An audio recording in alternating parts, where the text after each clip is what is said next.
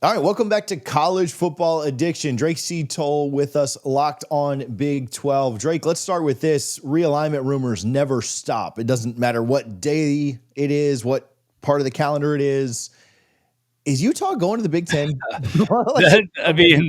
The very reputable source that I have from Ute Zone says yes, and it's all but a done deal. So where this comes from, it went viral on Twitter for these message board geniuses that are saying Utah is going to the Big Ten, and now it's a done deal. If I read direct quotes from Ute for Life 22, and before I get into this, there is some jest here. I'm not going to say that I trust Ute for Life with what I'm reporting and where I think Utah will go, but he gives a lot, like multiple paragraphs of why Utah would leave the Big 12, and starts by saying several ADs and university presidents, particularly from older Big 12 schools, have clashed with Utah reps in media rights discussions and scheduling logistics. So Utah, it would be no surprise if pieces of this are true, in that the Utes have had a hard time adjusting to the Big 12 conference. When they came in, and this will surprise no one, Utah fans were pompous. Their athletic director was pompous. They had won 2 Pac-12 championships. They thought they could get to the Big Ten. It would not have shocked anyone related to Utah if they had gotten the nod to that conference. When it was the Big 12, many of their fans were disappointed. I heard from their sources and from their reporters, hey, altogether, there was this wish for much more than what the Big 12 can give Utah, and they weren't included with the Washingtons or the USCs. So going to the Big 12 was a disappointment overall. I'm not upset with that. I get it. If you have had this overblown idea that your school is going to go to a bigger and better conference and make more money, and it doesn't happen, I'm sure you are disappointed. That doesn't bother me. But then saying that in the coming month, Utah to the Big 10 is all but a done deal, that Fox and NBC are working together, that AAU status is in the queue right now, and Title IX review, alignment, and compliance audits, and there are edits to this that it says, I can't say more without risking outing someone, but if you've been following the tea leaves, none of this should be too surprising. An unpublicized visit from 2 Big Ten officials to the campus. Utah's new indoor facility was a checklist item for Big Ten as well. And as crazy as this sounds, again, pieces of it make some sense. Salt Lake City makes some sense. Utah, as this poster alludes to, makes more money in the TV revenue category than Maryland or Rutgers. They're more appealing than Maryland or Rutgers. And maybe with Big Ten resources, Utah can be good. But we're also talking about Utah, JT. JT? Where did I pull that? JT is the host of Locked On Utes. That's exactly where. So we're just going to flip those 2 letters around. Yeah.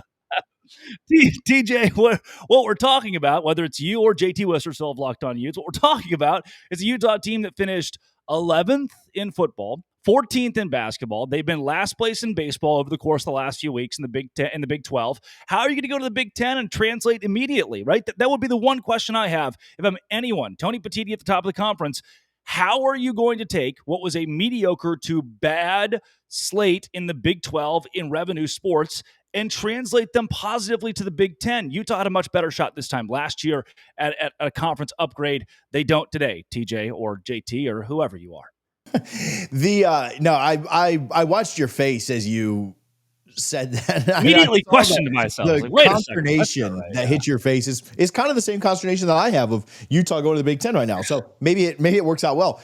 The thing is, so if you were to ask me, and I feel like I've got a good perspective on this as a complete outsider, but as somebody who has followed, as a Big 12 outsider, but somebody who has followed very closely conference realignment, Utah might be at some of the top of my lists when it comes to going to one of the Power 2, right? Yeah. I don't think that I would have many people. Now, distinguishing that from Utah fans' view of, or fans of Utah, or looking at Utah's fans, if you're another Big 12 member, let me try and say it correctly.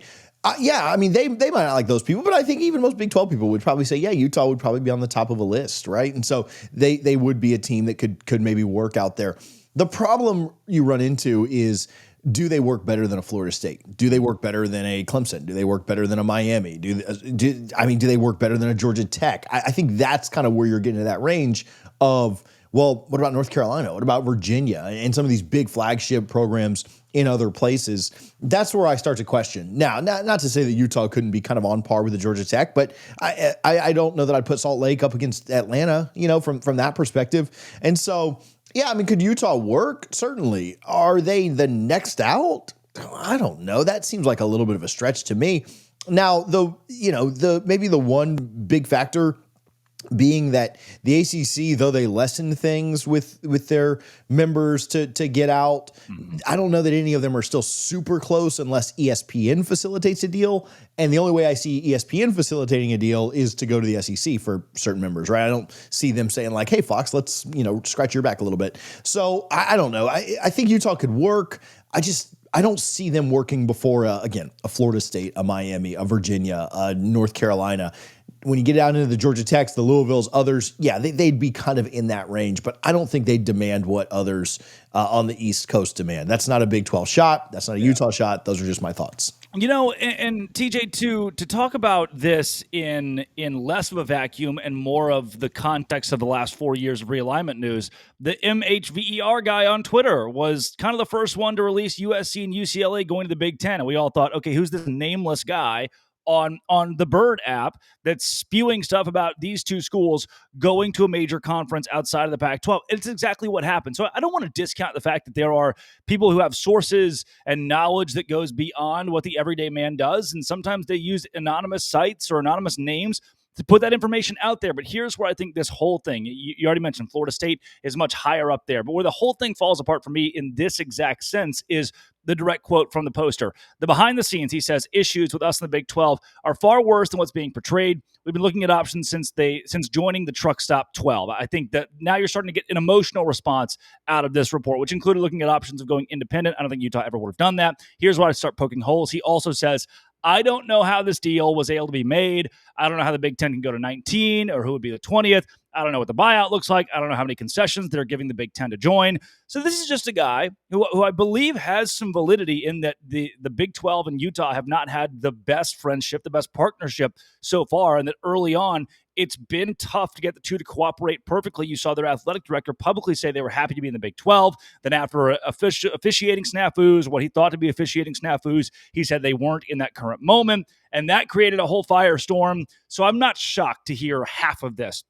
What I am surprised to hear is that the Big Ten and Utah have a done deal, but also the details of that deal haven't been disclosed and who the 20th member would be and the buyout and the revenue that you would get from TV and if you have to concede some of that. So this is where it gets fishy. Whether this is true or not, I don't think this move would be advantageous for the Big Ten, and I don't think for Utah that, especially given the way they have not been able to sustain their first year in the Big 12, a jump to the Big 10 is going to fix anything. Oh, you want possibly better football? Oh, you want to compete against Ohio State now? You just finished 11th out of 16 teams in the Big 12 and missed a bowl game with what was considered preseason to be your greatest team in school history. I don't know if I'm subscribing to that being able to translate to the Big 10.